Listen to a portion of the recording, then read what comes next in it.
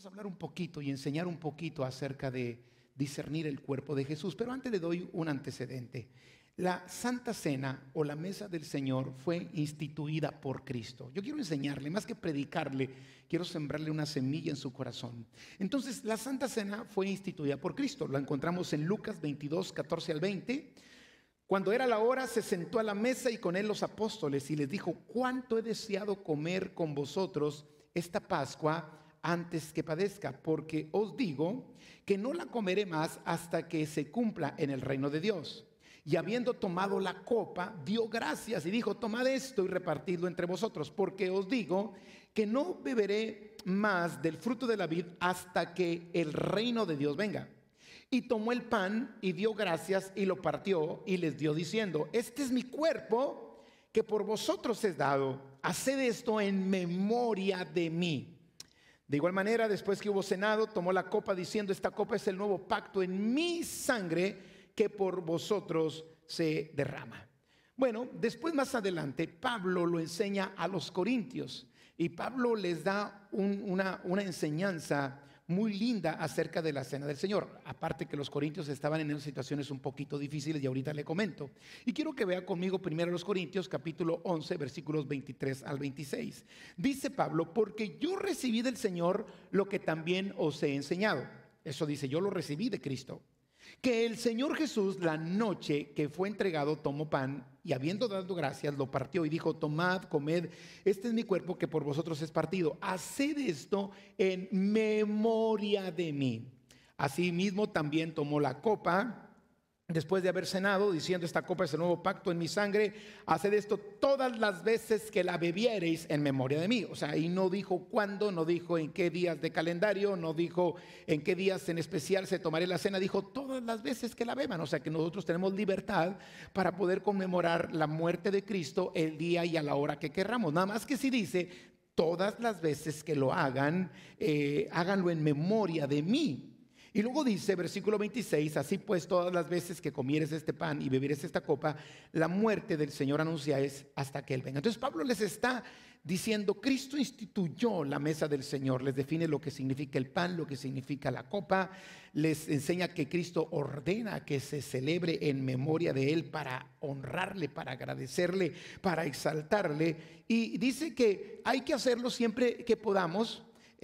Porque al comer la copa y beber el pan, la muerte del Señor estamos anunciando. Por eso no dice tal día de la semana o tal mes o en este tiempo o cada y cuando. No, Él le está diciendo todas las veces que lo hagan, cuantas veces quieran hacerlo, ustedes están recordando el sacrificio de Cristo y además ustedes están anunciando la muerte del Señor hasta que Él venga. Porque anunciar la muerte de Cristo para otros significa vida para ellos. Cuando la gente entiende que Cristo murió por ellos, podrá recibir la vida que Cristo pagó al morir por ellos. Pero si no se anuncia la muerte de Cristo, ¿qué esperanza tiene el perdido?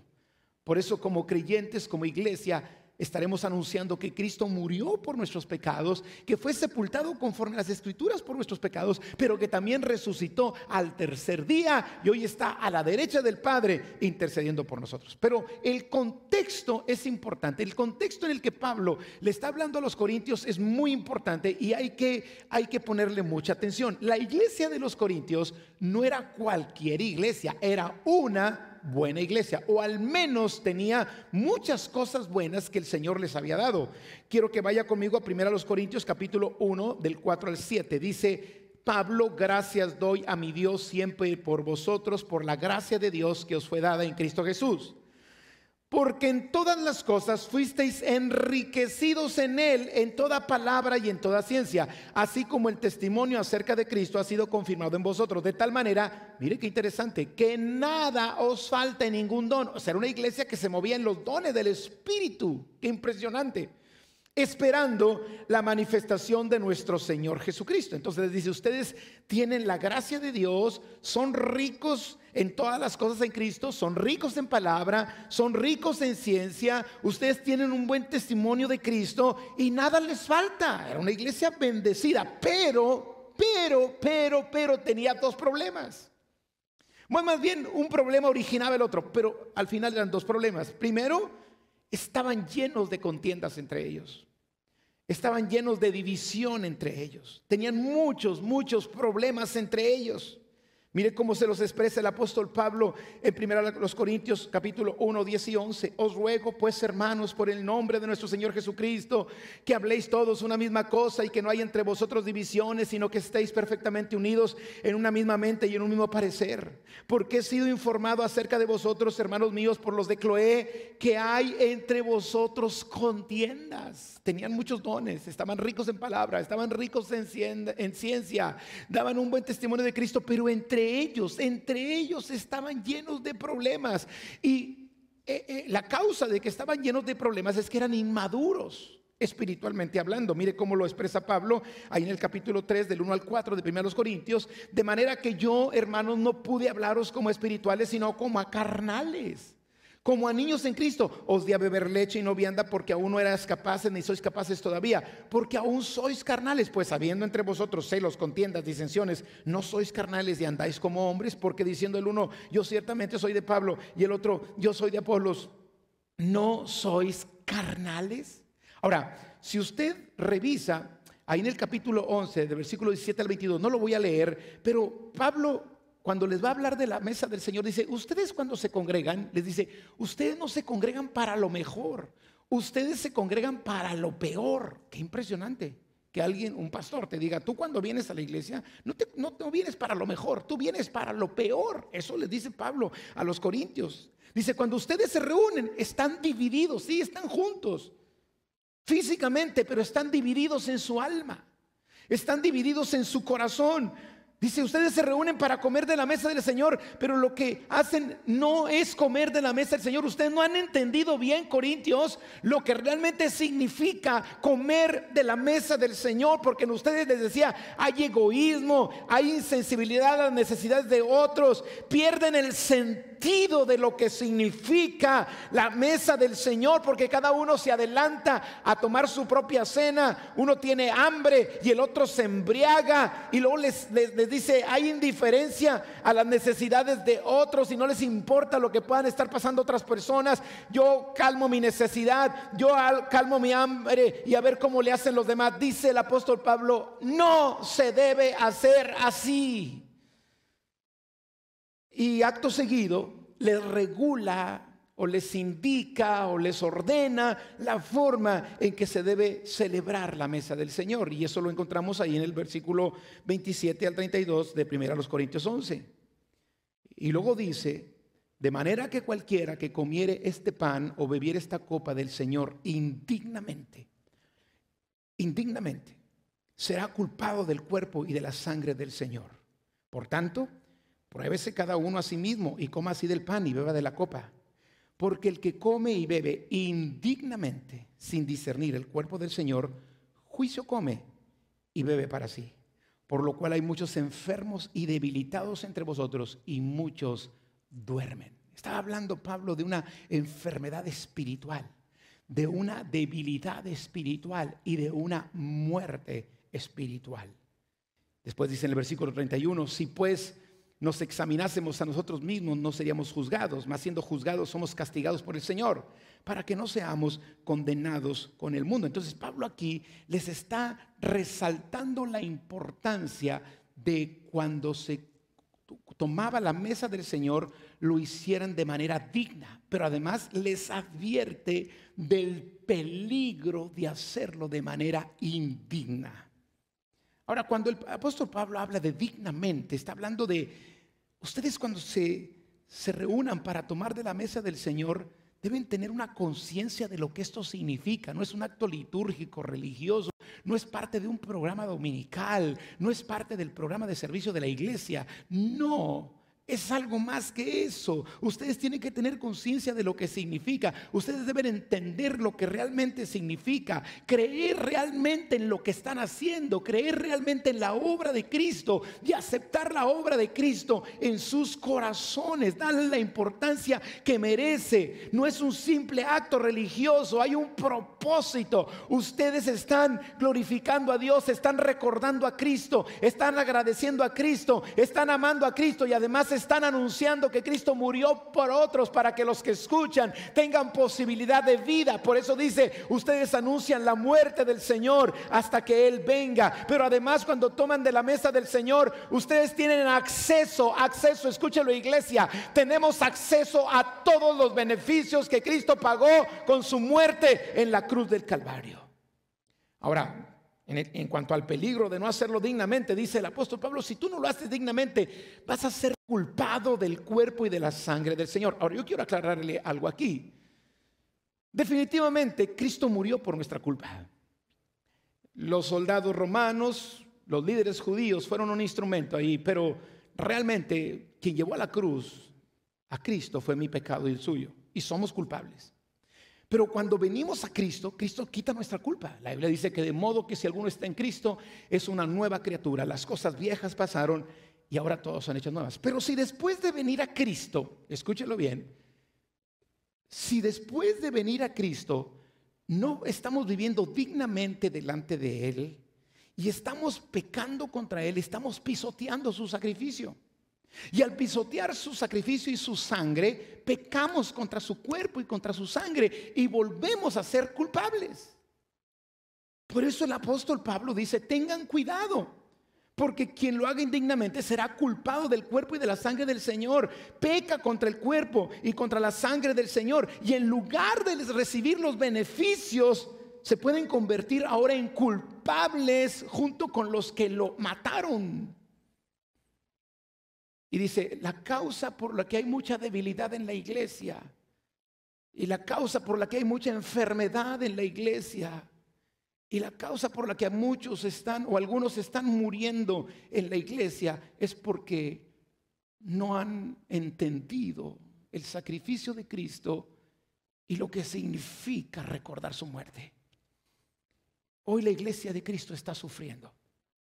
En esta pandemia la iglesia de Cristo está siendo golpeada. En este tiempo la iglesia de Cristo hay gente que salió a flote su debilidad, que salió a flote la enfermedad que ya estaba, que a lo mejor sostenía a la persona el ritmo, el activismo, el servicio, pero en el fondo ya había debilidad, ya había enfermedad. Y ahora el enemigo quiere matarles espiritualmente, pero yo le tengo buenas noticias. Dios es un Dios de amor y de misericordia, y Dios puede volver a darle fuerza. Y Dios puede sanar esa enfermedad espiritual. Y si algo está muriendo, Dios tiene el poder de resucitar lo que está muriendo. Yo quiero que pongamos atención a lo siguiente. Ahí en 1 Corintios 11:29 dice, porque el que come y bebe indignamente, sin discernir el cuerpo del Señor, juicio come y bebe para sí, por lo cual hay muchos enfermos y debilitados entre vosotros y muchos duermen. O sea, lo que está diciendo, quien come indignamente bebe el juicio de Dios sobre sí mismo. Otra versión dice que Dios castigará con juicio a quien lo haga indignamente. Comemos juicio, bebemos juicio cuando lo hacemos inconsideradamente, sin discernir el cuerpo del Señor. Y como lo dije ahorita, eso genera enfermedad, debilidad y muerte. Hay peligro de hacerlo indignamente, pero también hay peligro de hacerlo sin discernir el cuerpo del Señor. Y yo quiero que nos enfoquemos en esa frase, discernir el cuerpo de Cristo. ¿Qué significa discernir el cuerpo del Señor? Lo que Pablo está diciendo es que te des cuenta, tener plena conciencia de qué se trata el cuerpo de Cristo. Si lo haces sin tener en cuenta o sin darte cuenta y sin tener plena conciencia de qué se trata del cuerpo de Cristo, no estás discerniendo el cuerpo de Cristo. Sin honrar el cuerpo de Cristo es no discernir el cuerpo de Cristo. Entre varios significados, la palabra original para discernir es diacrino en el griego, la cual se traduce como reconocer, discernir, prestar atención, conocer, distinguir, considerar. Lo que Pablo está diciendo, cuando tú tomas de la mesa del Señor y no distingues el cuerpo de Cristo, no consideras el cuerpo de Cristo, no prestas atención al cuerpo de Cristo, no honras al cuerpo de Cristo, entonces estás comiendo juicio. Ahora, ¿qué es el cuerpo de Cristo? Si usted es un creyente de tiempo, o mínimo de unos 6 meses, usted sabe, o a lo mejor menos, usted sabe lo que es el cuerpo de Cristo. El cuerpo de Cristo es la iglesia. Ahora, asocie el problema que tenían los corintios, celos, divisiones entre ellos, entre los miembros del cuerpo de Cristo, había problemas.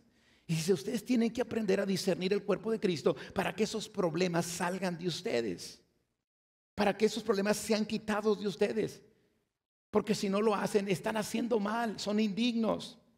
El cuerpo de Cristo es la iglesia. 1 Corintios 12:27 dice el apóstol Pablo, vosotros pues sois el cuerpo de Cristo y miembros cada uno en particular. Efesios 1:22 y 23, y sometió todas las cosas bajo sus pies y lo dio por cabeza sobre todas las cosas a la iglesia, la cual es su cuerpo, la plenitud de aquel que todo lo llena en todo. ¿Sabe qué nos encontramos hoy en día? Un tipo de creyentes que aman a Cristo pero no aman su cuerpo. Agradecen a Cristo por lo que Él hizo, pero deshonran el cuerpo del Señor. Y esa es la condición de creyentes actuales en este tiempo. Aman a Cristo, pero maltratan su cuerpo. Cada vez que mi esposa es maltratada por mí y ella es parte del cuerpo de Cristo, maltrato el cuerpo de Cristo. Cada vez que yo maltrato a una persona o juzgo con injusto juicio, o lastimo, o murmuro, o difamo, estoy deshonrando el cuerpo de Cristo. Sí, levanto mis manos porque amo a Cristo, pero odio su cuerpo. Eso es incongruente. Es como si usted dijera, yo me amo de aquí para acá y no me importa de acá para acá. Es que usted se ama completamente. Pero hay personas que han caído en ese engaño y en esa mentira. Quiero que veas Efesios 1:22, bueno, ya lo leímos, lo quiero volver a leer. Y sometió todas las cosas bajo sus pies y lo dio por cabeza sobre todas las cosas a la iglesia, la cual es su cuerpo, la plenitud de aquel que todo lo llena en todo. Ahora, muy bien, ¿qué significa entonces discernir el cuerpo de Cristo? Yo quiero darle varias cosas para que aprendamos y para que el día de hoy podamos tomar de la mesa del Señor como nunca antes lo hemos hecho. Primero, discernir el cuerpo de Cristo significa honrar el cuerpo de Cristo, reconocer, distinguir, prestar atención, considerar la iglesia de Cristo. Cada vez que yo honro a mi hermano, honro el cuerpo de Cristo. Cada vez que distingo a mi hermano, a la iglesia de Cristo, hago una distinción linda. Estoy haciendo distinción. Estoy honrando el cuerpo de Cristo, estoy discerniendo el cuerpo de Cristo. Cada vez que reconozco a nuestros hermanos o reconozco a mis hermanos, estoy discerniendo el cuerpo de Cristo. Cada vez que le presto atención a un hermano, cada vez que lo considero, automáticamente estoy discerniendo el cuerpo de Cristo. La Biblia dice que nosotros ya no vivimos para nosotros mismos, vivimos para aquel que nos salvó, pero también vivimos para ser de bendición para los demás. Todo lo que hagamos nosotros como creyentes afecta al cuerpo de Cristo. ¿Sabe usted? Cuando una persona cae, afecta no solo su vida, afecta a su familia, afecta a sus generaciones, pero afecta a la iglesia en general. La iglesia es afectada. Si nosotros lo entendiéramos, nos cuidaríamos más, porque no se trata solamente de que nos afectamos nosotros. Hoy la iglesia de Cristo está afectada porque hay pecado. Y cada vez que alguien comete un error, no solo se lastima a sí mismo, está lastimando a todo el cuerpo de Cristo, porque es inevitable que si usted se golpea una parte de su cuerpo, todo su cuerpo sienta. Y la iglesia de Cristo sufre. Pero a veces nuestro egoísmo, a veces nuestra propia manera de pensar, y no nos permite honrar a la iglesia y cuidar por ella. Es que yo no soy el pastor de la iglesia, sí, pero eres el miembro del cuerpo de Cristo. Es que yo no soy un gran líder en la iglesia, sí, pero eres un miembro del cuerpo de Cristo. Y cuando un miembro padece, todos los miembros padecen con él. Segundo, dice quien discierne el cuerpo de Cristo entiende, escúchelo bien, que es un miembro de los muchos que tiene el cuerpo. Y cuando uno entiende que uno es un miembro de los muchos que tienen el cuerpo, no hay lugar para vanagloria, no hay lugar para altivez, no hay lugar para creernos la última Coca-Cola del desierto. Porque entendemos que somos un miembro más de los muchos que tiene el cuerpo de Cristo. Por eso en la iglesia Cristo no hay orgullo, no debe haber arrogancia, no debe haber gente que se cree autosuficiente o indispensable. No, todo lo contrario. Nosotros somos un solo miembro de muchos. Hay veces hay personas que creen que los únicos que se van a salvar en esta vida son ellos por su forma de pensar, por su doctrina o por la manera en que predican o por la manera en que hacen. Pero amado, no es así. Cristo vino a morir por todos y la Biblia dice que todo aquel que en Él cree tendrá vida eterna, independientemente de nuestras maneras de expresar, nuestras maneras de servir, nuestras maneras de alabar. Lo importante es que el que tiene al Hijo tiene la vida. Y ahí es donde nosotros entendemos que los miembros del cuerpo pueden ser diferentes y que nosotros solamente somos uno más de muchos. Mire cómo lo expresa ahí en el capítulo 12, versículo 12 de 1 Corintios. Porque así como el cuerpo es uno y tiene muchos miembros, pero todos los miembros del cuerpo, siendo muchos, son un solo cuerpo, así también Cristo.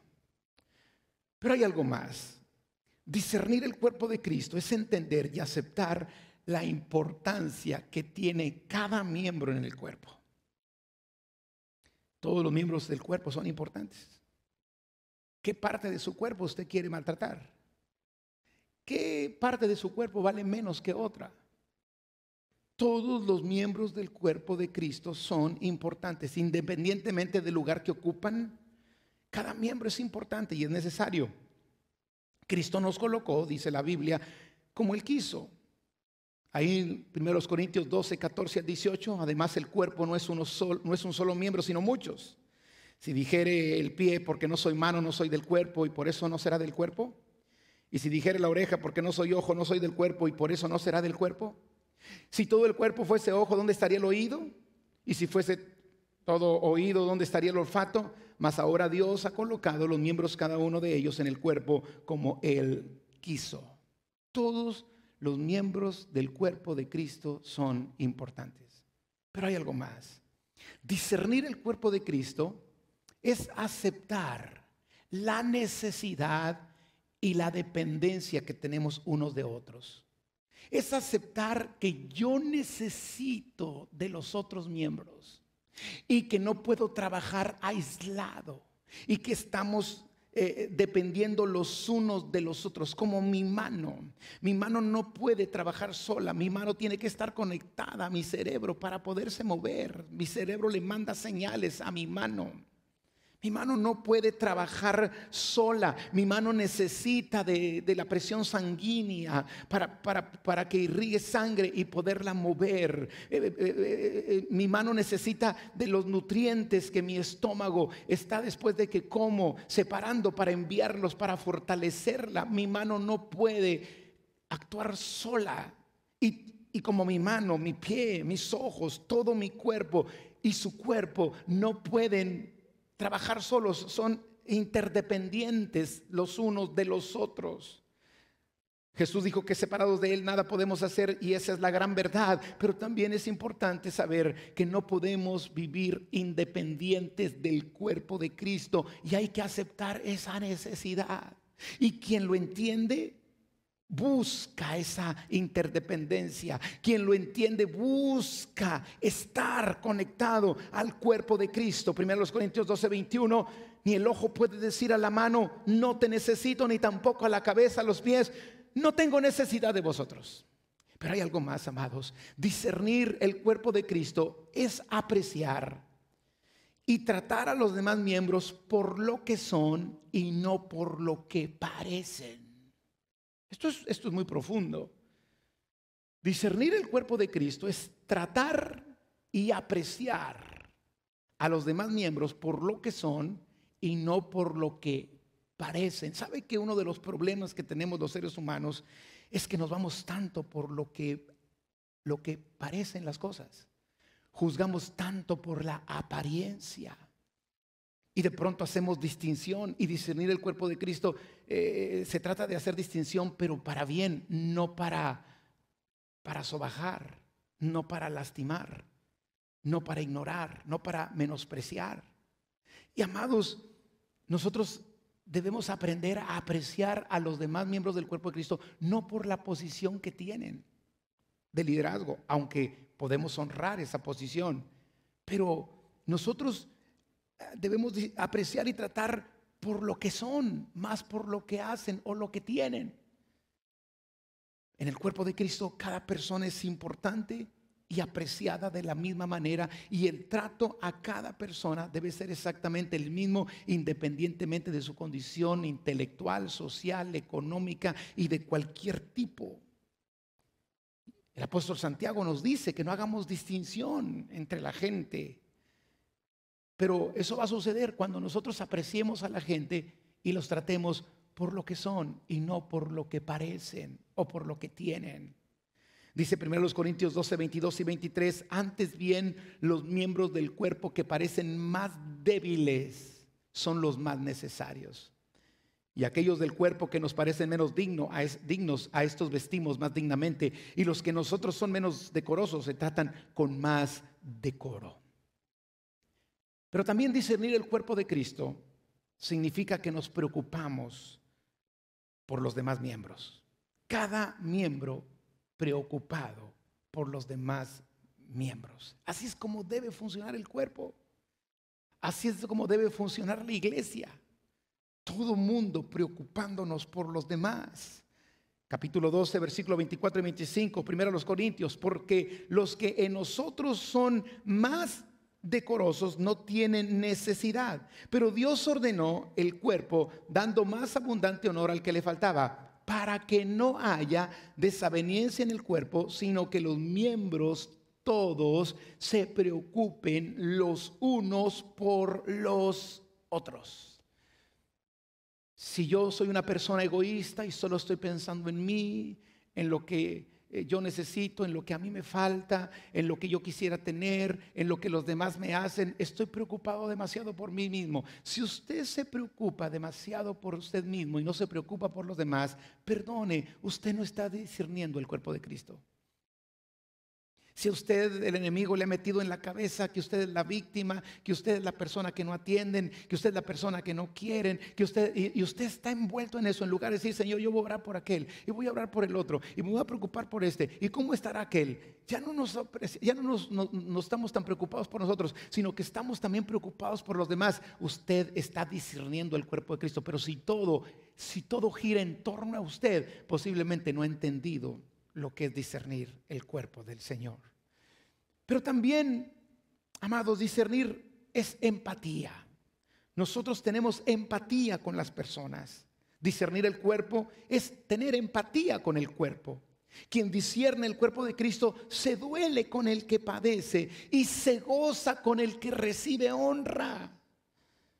Y eso es lo que debe existir en la iglesia del Señor. Cada vez que usted escucha que una persona está siendo bendecida, está siendo prosperada, el Señor le está usando, el ministerio de fulano está siendo levantado, la iglesia fulana está siendo prosperada, ese grupo de fe está siendo levantado, Dios está haciendo cosas grandes, usted se goza lejos de tener envidia. O lejos de decir, ¿por qué no me usas a mí igual? Señor, deberías hacerlo igual que a mí. Deberías también a mí usarme igual que a él, perdón. Señor, deberías poner un poco más de atención en mí. ¿Por qué lo pones en otros? ¿Por qué a mí no me das? ¿Por qué no repartiste para mí? No, usted se goza de los triunfos, de las victorias de otros, como si usted mismo las estuviera obteniendo. Alguien estrena una casa nueva, usted se goza como si fuese usted el que la está estrenando. A alguien Dios le da la oportunidad de sacar un carro de la agencia, usted se goza porque como si usted mismo estuviera sacando ese carro de la agencia, porque usted tiene empatía con esa persona está gozosa y dice, yo me gozo contigo.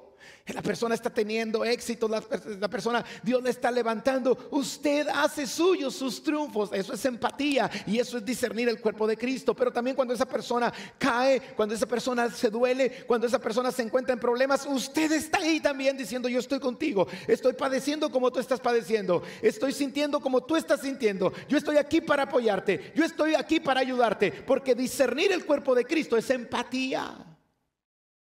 Primero los Corintios 12, 26, de manera que si un miembro padece, todos los miembros se duelen con él.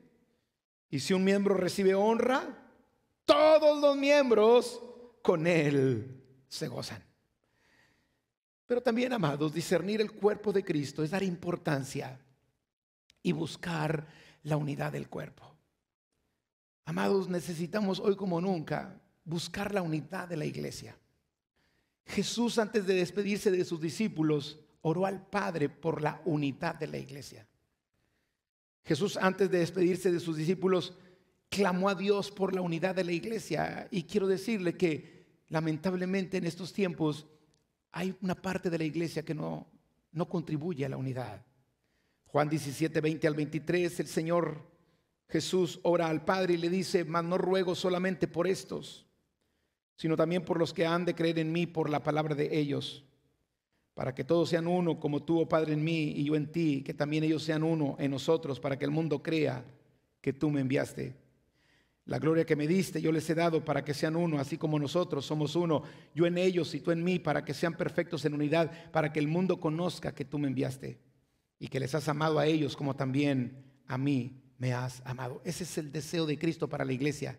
Y si usted y yo discernimos el cuerpo de Cristo y amamos la cabeza, entonces también debe ser nuestra oración. Pero no solamente nuestra oración, debe ser también nuestra contribución para la unidad. Entonces, ¿qué es lo que sucede? Quien discierne el cuerpo de Cristo a veces tendrá que renunciar a ciertos derechos que se le permite tener por amor al cuerpo de Cristo. Si mis derechos afectan el cuerpo de Cristo, no los tomo. Si a mí se me permite ciertas cosas, pero lo que yo hago afecta y provoca desunidad en el cuerpo de Cristo, no lo hago.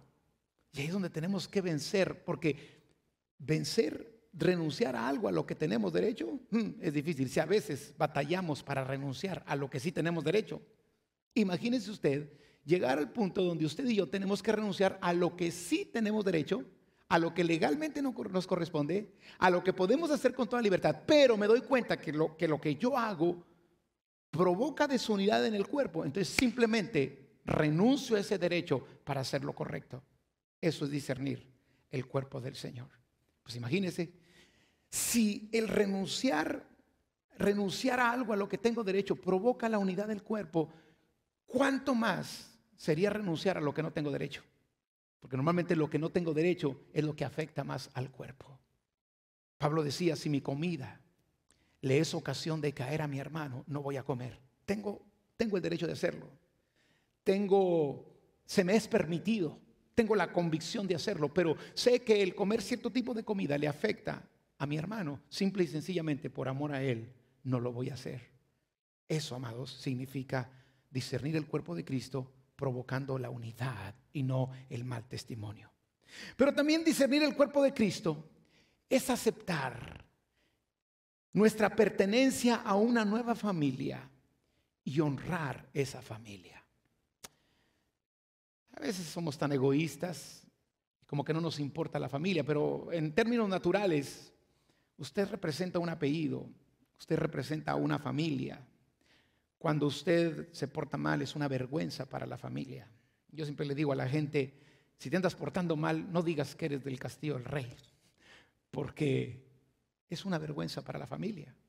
Pero quien discierne el cuerpo de Cristo dice: espérame tantito, yo estoy representando una familia en la fe y yo quiero que se dé un buen testimonio de mi familia. Sí, hay gente que moralmente hablando se preocupa por el buen nombre de su familia biológica.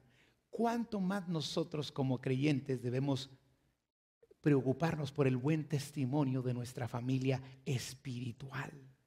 Entonces yo acepto que pertenezco a una familia. Somos linaje escogido, real sacerdocio, pueblo adquirido, nación santa. Y cuando yo acepto que pertenezco a esa familia, entonces yo voy a honrar esa nueva familia. Mire lo que dice Mateo 12, 46 al 50. Jesús, mientras él aún hablaba a la gente, he aquí su madre y sus hermanos estaban afuera y le querían hablar. Y le dijo uno: aquí tu madre y tus hermanos están afuera y te quieren hablar. Respondiendo a él al que le decía esto, dijo: ¿quién es mi madre y quiénes son mis hermanos? Y extendiendo su mano hacia sus discípulos, dijo: miren, ¿saben? Esta es mi verdadera familia. Tengo una familia biológica, la cual represento y la cual voy a dar buen testimonio de ella, pero yo tengo una familia espiritual. Y les dice, señalando a sus discípulos, dice: he aquí mi madre y mis hermanos, porque todo aquel que hace la voluntad de mi Padre que está en los cielos, ese es mi hermano y mi hermana y mi madre. Impresionante. Usted escucha unas palabras de Jesús y esas palabras de Jesús y podría decir, ¿cómo desprecia a su mamá? ¿Cómo desprecia a sus hermanos? Pero Jesús entendía la importancia de su familia espiritual y la honraba. Usted pertenece a una familia en la fe. Usted pertenece a una iglesia que se llama Castillo del Rey, que es parte del cuerpo de Cristo, parte, porque le dije que no se trata de que somos un solo miembro, somos muchos. Honre la casa, dé un buen testimonio de la casa, que cuando la gente le vea, diga, oye, en ese lugar sí se enseña bien la palabra, y que no demos un testimonio y demos la impresión de que no hay una enseñanza pura, una enseñanza limpia. Trataremos siempre de dar lo mejor, pero nosotros somos cartas abiertas, y donde quiera que estamos llevando primeramente en alto el nombre de Cristo, que nos salvó y nos limpió con su sangre. Y segundo, donde quiera que andamos representamos a una congregación y a una iglesia, al cuerpo de Cristo localmente hablando. Representamos el reino de Dios aquí sobre la tierra. Efesios 2:19 dice, así que ya no sois extranjeros ni advenedizos, sino conciudadanos de los santos y miembros de la familia de Dios. Y por último, discernir el cuerpo de Cristo, amados, es hacer de esta familia a la cual pertenecemos y a la cual honramos nuestra prioridad. Así lo dice la Biblia. Bueno, eso no quiere decir que la familia biológica no tenga importancia. Claro que para Jesús su madre era importante. ¿Recuerdan cuando él estaba en la cruz? Él se acordó, mi mamá se queda, y estaba su discípulo amado Juan, y le dice, mujer, he ahí tu hijo, hijo, ahí tu madre. Le estaba diciendo, mamá, quédate con este hombre, quédate con este hijo para ti. Y al hijo le estaba diciendo, por favor, Juan, vela a ella como una mamá y te la encargo. O sea, Jesús no estaba en ningún momento menospreciando su familia biológica, porque a veces de pronto hay quienes dicen, no, pues ya tengo la nueva familia en Cristo y no me importa mi familia biológica. No, no se trata de eso. Jesús no estaba menospreciando a sus hermanos tampoco, pero él estaba diciendo, ahora tengo una familia espiritual, y esa familia espiritual para mí ahora ha tomado un término muy importante. Ahora es prioridad en mi vida, sin menospreciar, sin despreciar mi otra familia. La familia del Señor, el cuerpo de Cristo, para mí tiene prioridad. Lo dice Gálatas capítulo 6 versículo 10. Así que según tengamos oportunidad, hagamos bien a todos, absolutamente a todos, y mayormente a los de la familia en la fe. ¿Se da cuenta que tomar de la mesa del Señor no es simple acto religioso? No es tomar el pan y comérselo y beber la copa. No, tenemos que entender todo lo que significa. Yo quise hablarle de esto el día de hoy porque quiero que tomemos de la mesa del Señor como quizá pocas veces o no lo habías hecho tú de esa manera. Creo que hay una buena parte del cuerpo de Cristo que lo hace entendiendo lo que significa. Y hoy Dios nos ha enriquecido un poco más con esta palabra. Así es de que yo te pido que donde estás en tu lugar, ahí en tu hogar, te pongas de pie y le demos gracias a Dios por esta palabra. Le demos gracias a Dios porque Él es la cabeza y nosotros somos su cuerpo. Pero antes de esto, yo quiero hablarle a nuestros amigos que se conectaron porque alguien te compartió este servicio en línea. Alguien te invitó. Tú puedes ser parte del cuerpo de Cristo. ¿Cuándo nosotros pasamos a ser parte del cuerpo de Cristo? Cuando recibimos a Cristo nuestro Señor y lo hacemos nuestra cabeza. Recuerde que Él es la cabeza y nosotros somos el cuerpo. Si tú no haces al Señor tu cabeza, y cuando hablamos de que Él es la cabeza es que Él manda, que Él es el Señor, que sus mandamientos se cumplen, que su palabra se cumple. Cuando tú haces al Señor la cabeza, entonces tú ya formas parte del cuerpo del Señor. Pastor, ¿cómo puedo hacer eso? Reconociendo que has pecado. Reconociendo que has pecado. El pecado tiene solución, pero la solución al pecado se llama arrepentimiento. No te puedes lamentar porque has fallado solamente. No te puedes lamentar porque la has regado. No, tienes que arrepentirte. La solución al pecado, el antídoto para que el pecado tenga solución, se llama primeramente arrepentimiento. La Biblia dice que el corazón que se contrista y que se humilla, el Señor no lo va a despreciar. Una vez que me arrepiento de haber fallado, le confieso a Dios que soy pecador, le pido perdón por mis pecados, decido renunciar a esa vida mala y comienzo a vivir una vida como Él agrada. Con defectos, sí, con fallas a veces, sí, pero no con pecados deliberados que le ofenden y que lastiman su corazón y que nos sacan del propósito que Dios tiene para nosotros. Hoy entrega tu corazón a Jesús. La llave para la salvación se llama un genuino y verdadero arrepentimiento. No es un cargo de conciencia. No es sentirte mal porque la has regado. No, no se trata de sentirte mal.